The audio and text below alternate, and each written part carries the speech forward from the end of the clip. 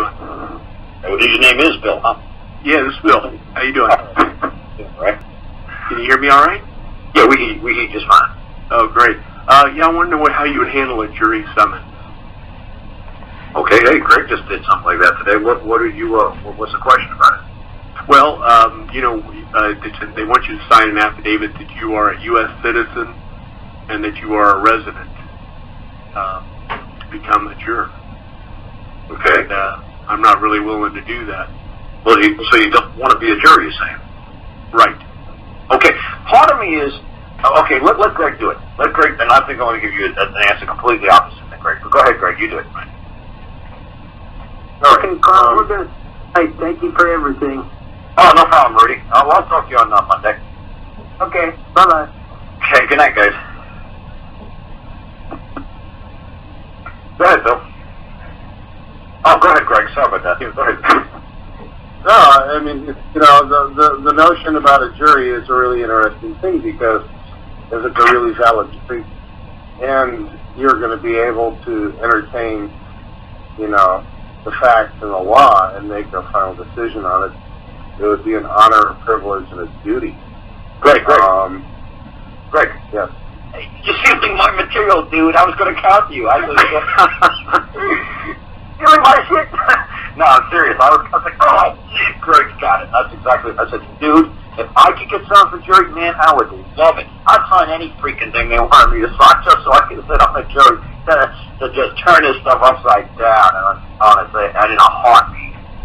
But I think Greg was trying to say that in a really nice way. In a patriotic way. If I was going to be on a jury, well, you know what? But the problem is with statutory juries, they're an advisory committee, and the judge can overturn them anytime they want. So it's basically a waste of your time sitting there in a statutory hearing, because you can say what you want, and if the judge agrees with you, your verdict will stand. If the judge disagrees with you, he's going to say the jury's drunk. I don't know what the hell they're thinking. Look what happened with the O.J. Simpson trial.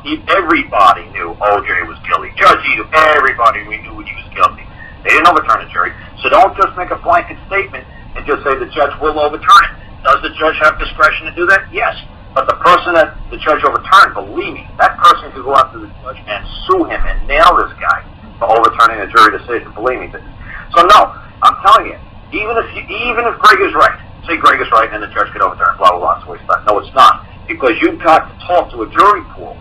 You've got to get inside of there and talk to 100, 200, 300 people and tell them what the hell's going on, and sneak in there and light the fuse and say, hey, we have the ultimate power here. We're the jury. We can nullify every single law, every single code, everything. And they say, really? How? Well, look at William Penn.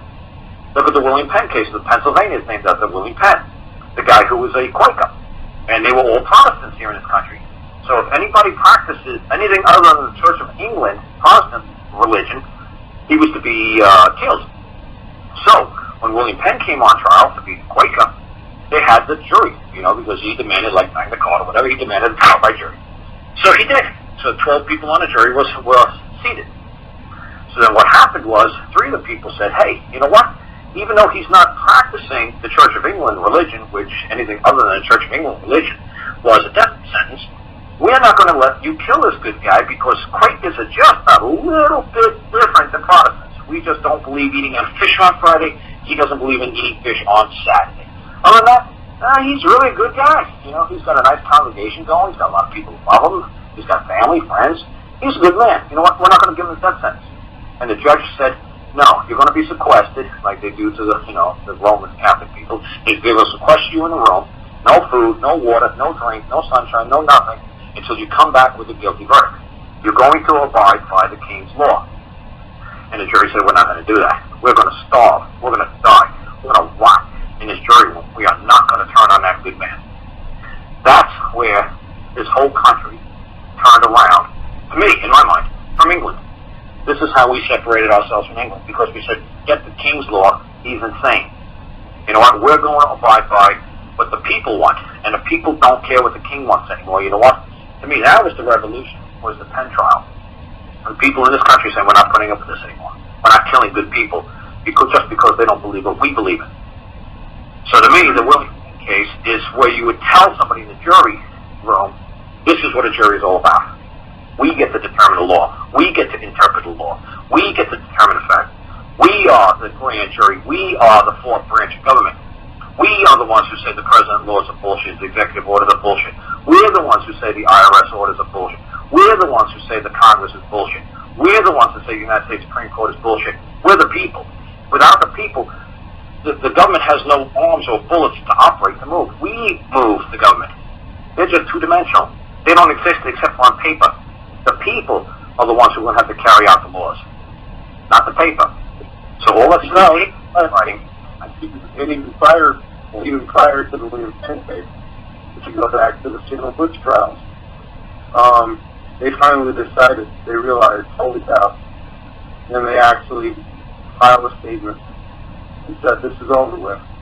We would rather let one witch go than kill, we would rather let 10 witches go free and kill one in it. Yeah. But I'm saying, if we go back to the man's original question, how to get out of summons, I'm sure you just say, exactly what you said. I do not believe that I am bound to be a United States citizen. I am not bound. I'm obligated to hold any duty or office. I wish to be left alone. I'm sure they will be more than glad to leave you alone. You just write a nice, simple letter like that to them. Hey, Karl. Karl. No. And you do it, Greg. You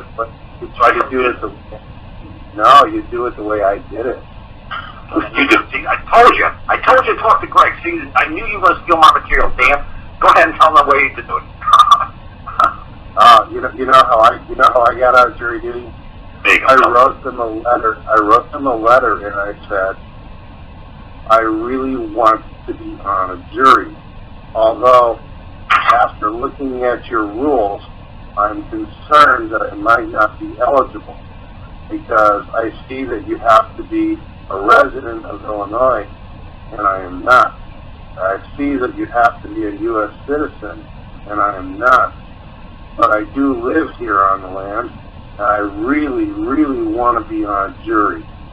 What exceptions do you have so that I can do that? Dear Mr. Graper, we're very sorry you are ineligible to be on the jury. Right. You see, I knew Greg's story, so that's what I was hoping he was going to tell you his story. He started stealing my story and said, well, buddy, that's my story. You do your story, Greg. We know each other so well, man. I know exactly where he's going. Right. And he's the straight man out. Go and beg them to be on the jury and let them know that you're really sorry because you're not a U.S. citizen and you're not a resident, even though you live here on the land, and you're hoping that there's an exception. Is there a form? Is there a test I can take? Can I recruit other people to be U.S. citizens? Is there something I can do to earn the privilege to be on the jury? Please, put me on the jury. Good. Well, there you go. Now, you have both answers. Which one do you like, or which one do you think you're going to go with, or what? There you go. Well, I have this thing about not signing under penalty of perjury being a U.S. citizen. I have a little hang up there, so I kind of like the second way better. There you go. That's great. We're just throwing it out there for you.